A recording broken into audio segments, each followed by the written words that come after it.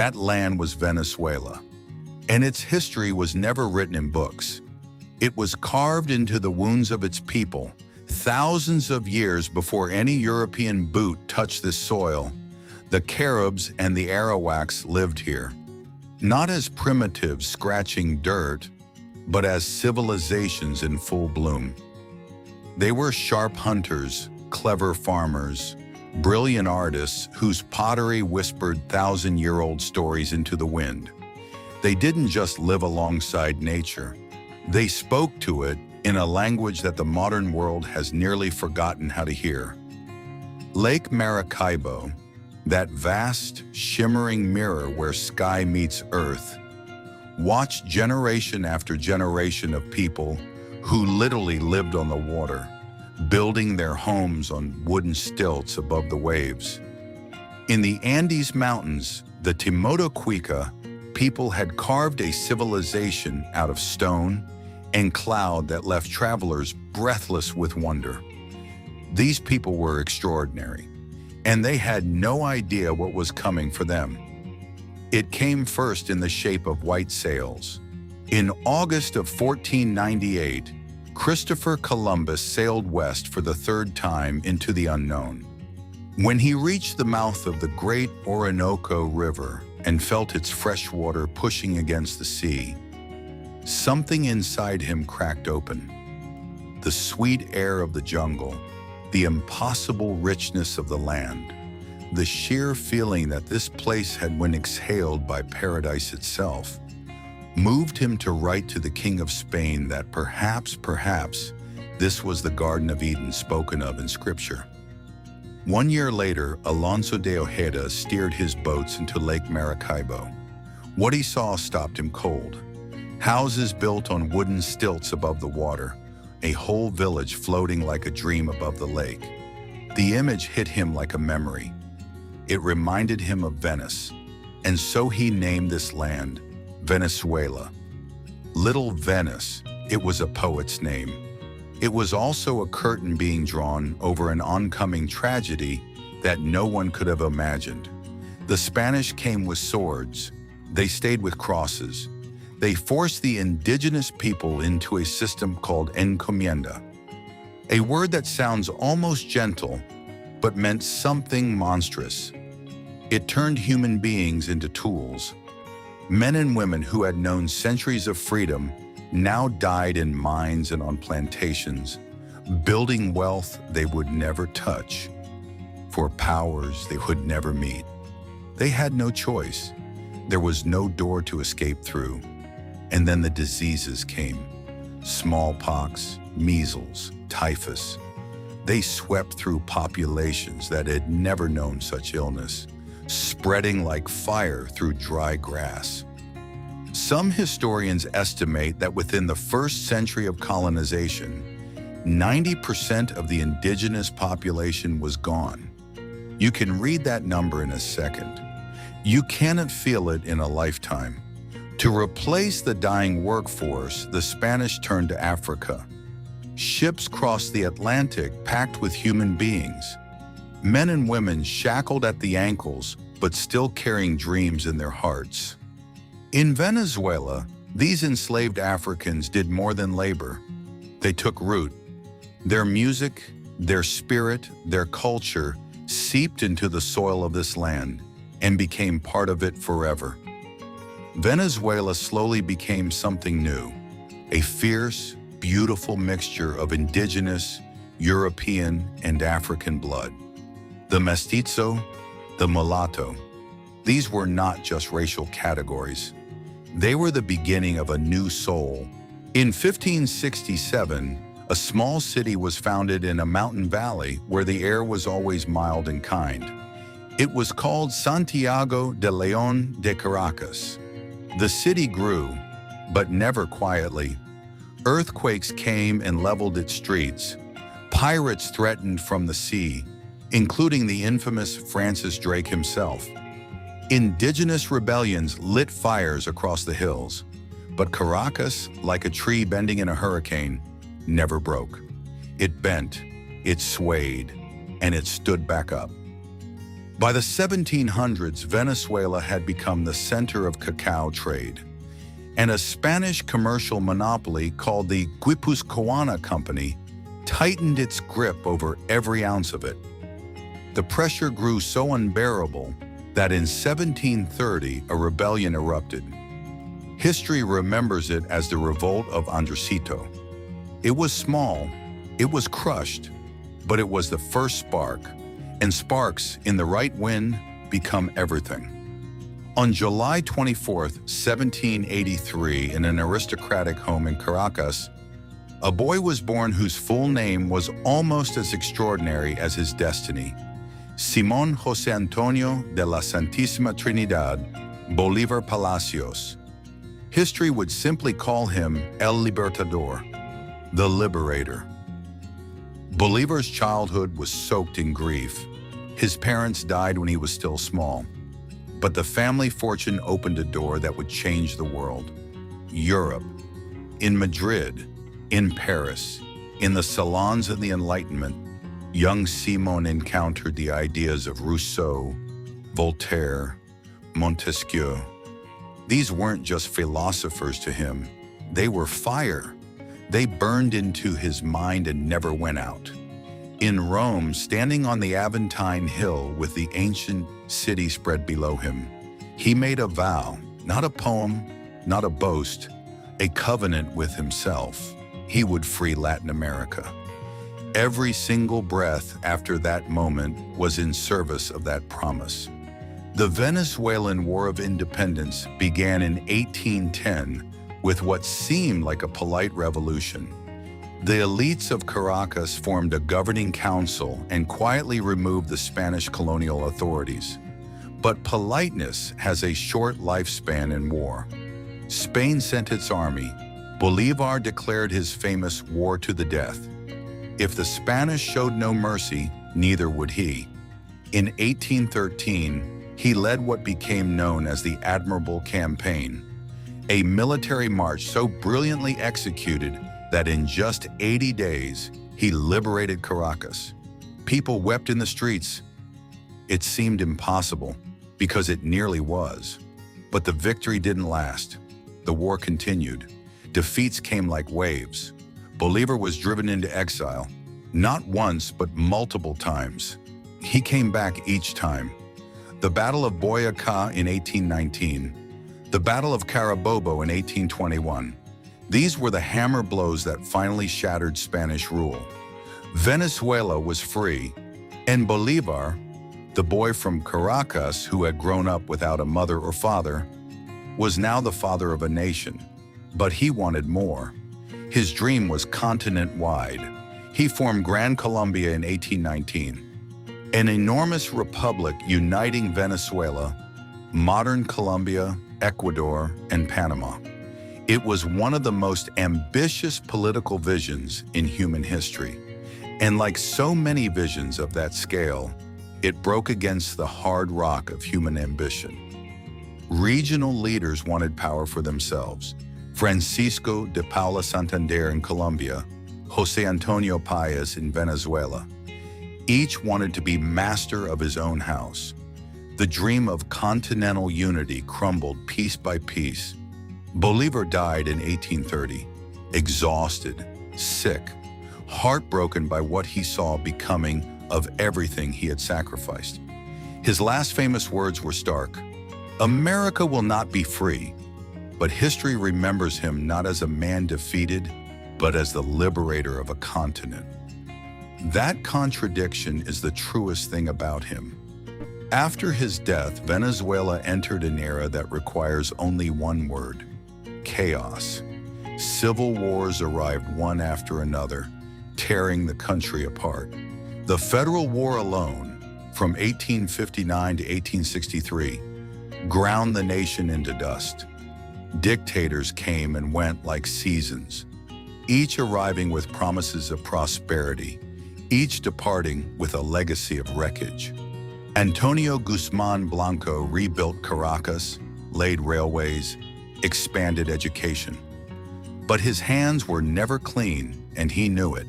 Europe came back in 1902, not with settlers this time, with warships. Britain, Germany, and Italy blockaded Venezuelan ports over unpaid debts. It was a national humiliation so sharp and so public that its wound never fully healed. And then, in 1914, something happened that changed Venezuela forever. Lake Maracaibo, where for centuries simple fishermen had cast their nets, became a battlefield of steel derricks punching black gold up from the earth. The water changed color, the sky changed smell, the whole country changed shape. By the 1920s, Venezuela was the largest oil exporter in the world. Staggering, almost unimaginable wealth poured in. But wealth without wisdom is a flood, not a river. Instead of irrigating the fields, it drowned them. Juan Vicente Gomez ruled from 1908 to 1935 with an iron fist and turned oil revenues into a personal weapon of power. Foreign companies, American, British, received contracts that, in the view of many, robbed the Venezuelan people of their own inheritance. The oil wealth flowed, but ordinary men and women lived in poverty and watched it go. After Gomez died, Venezuela slowly, haltingly turned toward democracy. A democratic coup in 1945, if such a contradictory thing can exist, brought the Acción Democrática party to power under Romulo Betancourt. For the first time, a government actually thought about its people. In 1958, democracy returned, more durably this time. The Punto Fijo Pact between major parties created political stability, and for several decades it held. In the 1960s and 70s, with oil prices climbing, Venezuela became one of the richest nations in Latin America. Caracas filled with skyscrapers. Families drove American cars. Venezuelan women placed crown after crown on their heads at international beauty pageants. 1952, 1957, 1981, 1984, 1986, 1989, 1991, 1995. It seemed like the country itself was beautiful, winning, unstoppable. But beneath the golden surface, cracks were forming that nobody wanted to see. The economy had become a single-crop plantation, just with oil instead of cacao. When oil prices collapsed in the 1980s, the dream collapsed with them. Foreign debt exploded. Inflation began its long, terrible climb. People who had grown accustomed to comfort suddenly stared poverty in the face. In February of 1989, an austerity package, including a sharp rise in fuel prices, triggered a rebellion that Venezuelans call El Caracazo. People poured into the streets. Supermarkets were ransacked. The government sent in the army. Hundreds died. Some say thousands. It was a wound that lodged itself in the national memory and never came out. 3 years later, on February 4th, 1992, a military officer attempted a coup. It failed. He surrendered. But when he stood before the cameras to accept responsibility, he said one word that electrified a nation. For now, por ahora, two small words that meant, I'm not done. Hugo Rafael Chavez Frias was jailed, then pardoned, then elected president in 1998 by a landslide. He was something genuinely new, a volcanic populist with the tongue of a poet who spoke for the poor, raged against American imperialism, and drew his inspiration from Simón Bolívar. He called it the Bolivarian Revolution. With high oil prices filling the treasury, Chavez launched massive social programs. Misiones, he called them. Missions. Education, healthcare, and housing were carried into the poorest neighborhoods for the first time. Poverty dropped. Illiteracy fell. For the first time in generations, the forgotten poor felt that someone finally was listening to them. But Chavez was also systematically dismantling democracy from the inside. Independent media was silenced. The judiciary was brought under his control. Political opponents were marginalized, discredited, driven out. In 2002, a coup attempt, alleged to have American fingerprints, briefly removed him from power.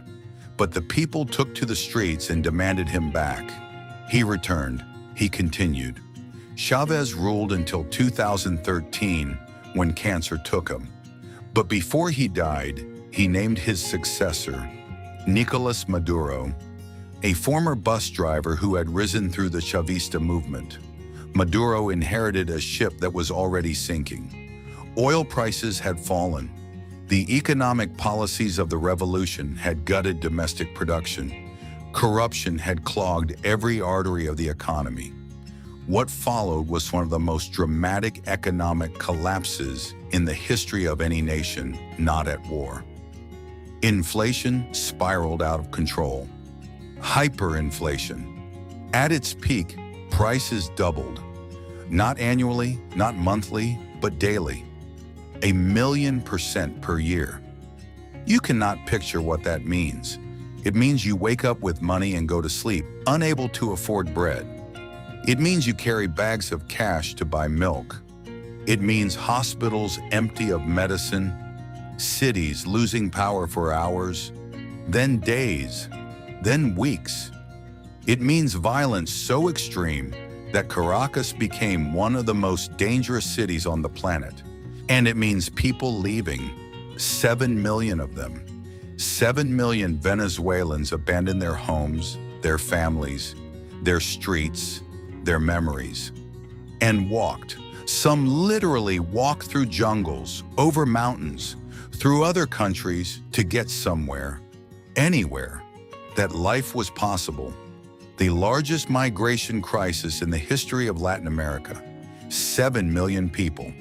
Each one of them a story, each one of them a wound. Venezuela today hangs suspended between two worlds. Maduro, whose elections much of the world considers fraudulent, still holds power. The opposition movement, once led by Juan Guaido and backed by dozens of nations, could not translate international support into real change. American sanctions have tightened the economic noose. Russia and China prop up the regime, not out of affection, but out of cold geopolitical calculation. The chess pieces are enormous, and the people are the board. And yet, the land itself is still magnificent. Venezuela holds the largest proven oil reserves on Earth. Its nature, from Salto Angel, the highest waterfall in the world, plunging 979 meters from a tepui into the mist below, to the white sand beaches of the Caribbean coast, to the ancient stone mesas of the Gran Sabana that look like they belong to another planet, is among the most breathtaking on Earth. The Pemon people called that waterfall Carapacupai Maru, long before American pilot Jimmy Angel crash-landed his plane on the plateau above it in 1937 and spent 15 harrowing days hacking through jungle to return to civilization. The world gave it his name. The Pemon had known its name for centuries. The Gran Sabana, those vast flat-topped mountains, the tepuis, rising like ancient altars from the earth, inspired the Pixar film Up. Billions of years old, they are ecosystems unto themselves, carrying plants and animals found nowhere else on Earth. It's not metaphor to say they look like another planet. They practically are one. And the culture, oh, the culture, burns on through all of it. Joropo music, played on the harp, the bandola, and the maracas, is the sound of Venezuela's soul. UNESCO recognized it in 2008 as an intangible heritage of humanity. Not because of oil, because of what cannot be extracted. It plays at every wedding, every celebration, in every home where longing and love share the same room. The llaneros, the horsemen of the vast inland plains, became symbols of freedom and stubbornness, the very spirit of the country. Rómulo Gallegos captured them forever in his novel Doña Barbara, one of Latin America's great works of literature, written by a man who was also briefly president. The food carries the same story of mixing and memory. Arepas, corn patties stuffed with beans, cheese, meat, avocado, are the daily bread of Venezuela, simple and complete, like the people themselves. Pabellón criollo, rice, black beans, shredded beef, and fried plantain, is the national dish. They say Venezuelan exiles around the world can be moved to tears by its smell, because it smells like home. And home is the one thing 7 million people carry in their chest when everything else has been left behind.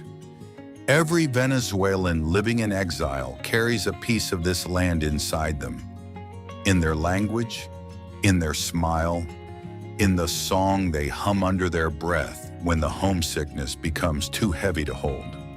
Simón Bolívar once said, "It takes a daring fool a long time to become a truly courageous one." Perhaps that is exactly the journey Venezuela is still making, stumbling, bleeding, singing, refusing to give up. This land, where waterfalls pour from clouds, where oil sleeps under ancient soil, where 7 million souls carry its memory across the world, is waiting for the day when the dream and the reality finally make peace with each other, waiting for a tomorrow that will have been worth every last drop of the pain. And that day, against all odds, against all reason, may not be as far away as it seems.